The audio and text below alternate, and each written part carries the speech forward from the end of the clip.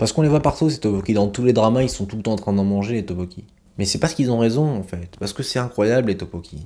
Les tteokbokki, c'est la vie.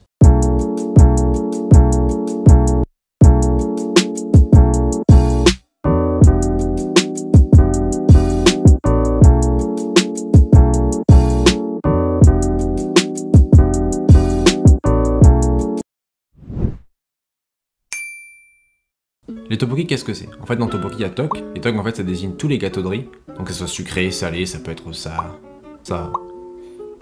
Donc, c'est franchement très très varié. Et les tok, en fait, c'est une texture qu'on a absolument pas en France. Ça va être assez ferme, assez moelleux. Au début, ça peut avoir une texture un peu déroutante, mais une fois que t'es habitué, franchement, c'est incroyable. Donc, les tteokbokki, en fait, c'est les gâteaux de riz qui vont dans une sauce salée, rouge, épicée, sucrée, salée. En Corée, ils aiment bien tout ce qui est le mélange sucré, salé, épicé. C'est un combo qui est franchement incroyable. Ça, on en a pas assez en France, peu importe. Allez, je m'égare déjà, ça commence bien.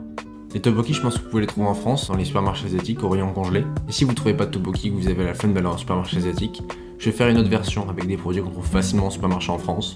Donc, il n'y a aucune raison de pas me suivre. Pour commencer, tu vas prendre du chou, de l'oignon vert, des gâteaux de poisson, des œufs durs et surtout des tteokbokki. Donc là, vous voyez, mes tteokbokki sont assez fermes parce qu'ils étaient congelés ou frais, peu importe. Donc avant toute chose, on va devoir les faire cuire dans l'eau chaude. En général, ça va prendre une quinzaine de minutes. On va les faire cuire dans 500 ml d'eau, donc c'est la quantité exacte pour la suite de la recette. En tous les cas, vous avez tous les détails de la recette en description.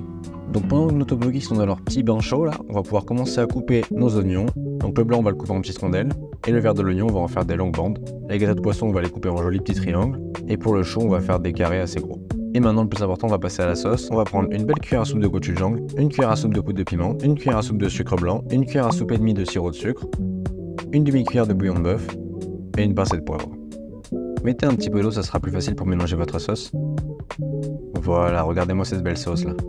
Ensuite, on check nos tteokbokki, vous voyez là, ils sont bien mous. Donc on va pouvoir passer à la suite, vous allez voir, c'est hyper rapide. Donc dans la même casserole, on va mettre tous nos ingrédients, ainsi que notre sauce, et on mélange bien. On va laisser réduire tranquillement, juste avoir une sauce qui est assez nappeuse. Faut vraiment que la sauce elle enrobe bien tous vos tteokbokki. Faut absolument vous goûter la sauce pour ajuster l'assaisonnement ou faire plus ou moins réduire. Là je vais donner mon spécial tricks, ce que moi j'aime, donc à vous de voir. Ensuite tout gentiment on va venir mettre nos petits tteokbokki dans une belle assiette. Et regardez-moi comme c'est beau. Si c'est un peu trop piquant pour vous, vous pouvez mettre un peu de fromage ou de sésame ou d'huile de sésame. Mais bon, moi j'aime bien quand ça arrache, au moment faut y aller là, on rentre dans le dur.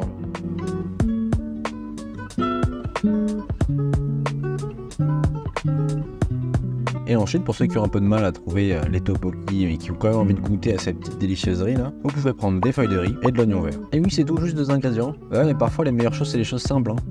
Donc on va tout préparer, on va couper nos oignons en grandes lamelles. Et pour la sauce, vous allez mettre une belle cuillère à soupe de gochujang, 2 cuillères à soupe de ketchup, 2 cuillères à soupe de sucre et 2 cuillères à soupe de sauce soja. Et on mélange bien. Et là, vous voyez cette sauce là, clairement, ça c'est une belle merveille. Ça, je vous le dis, sur vos viandes, sur vos pâtes, sur votre riz, enfin sur ce que tu veux en fait, clairement, ça c'est une bénédiction cette sauce là.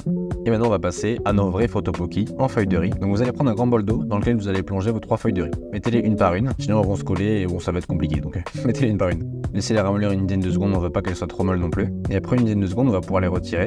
Attention, essayez de les retirer les 3 en même temps, vous allez voir, ce sera plus simple pour rouler ensuite votre tteokbokki. Le plus simple, c'est de les rouler sur un torchon.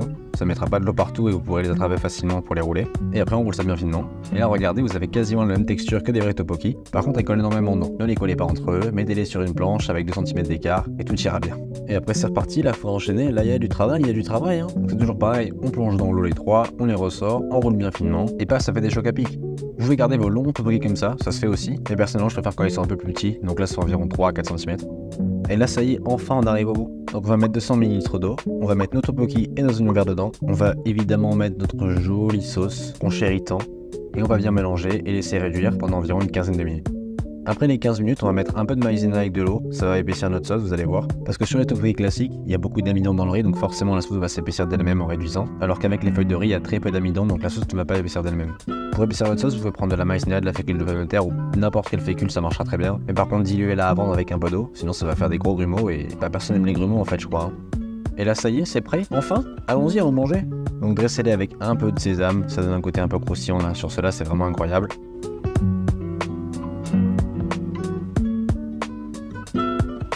Regardez-moi ces 2 belles assiettes là, franchement. Allez, c'est l'heure de goûter pour le petit Maxime là. Mais oui, je vous aime, mes petits tteokbokki, je vous aime, franchement. Quoique je vais peut-être faire des infidélités avec les autres là en fait. Hein. Même si c'est pas des vrais tteokbokki, franchement la texture est vraiment pas mal. C'est un peu plus mou, mais ça passe très très bien. Mais bon, je suis coréen maintenant moi, donc je peux pas, je préfère les vrais tteokbokki.